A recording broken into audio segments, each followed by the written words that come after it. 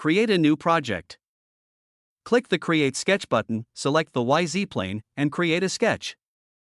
Click on the Circle Drawing tool and draw a circle at the origin. Enable the Dimes Ion tool, click on the circle, set the diameter of the circle to 30 mm, and end the sketch drawing. Use the Pad tool to transform a sketched ring into a cylinder with a thickness of 10 mm and check the Symmetric to Plane option. Click on the plane to the right of the cylinder and use the Hole tool to create a hole with a diameter of 20 mm. Click on the circular plane on the right and use the Create Sketch tool to create a sketch on that plane. Enable the View Section tool.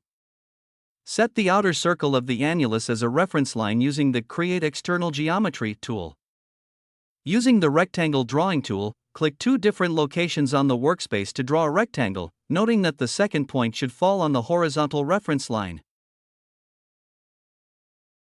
Select the lower left vertex of the rectangle and the reference circle, then click the Constrain Coincident button to connect them.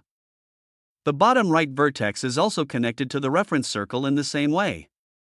Select the left vertical line of the rectangle and set its height. We only need to ensure that the top edge of the rectangle is higher than the ring. Here, I set the height of the rectangle to 25 mm. Remove the upper half of the ring using the Pocket tool. Select the plane behind the semicircular ring, then use the pad operation to extrude a 10 mm high cube. Select the plane in front of the semicircular ring and click the Fillet tool. In the Parameter panel, click the Select button. Then select the four arcs of the semicircular ring and one edge on the cross-section. Finally, click the OK button to complete the fillet operation.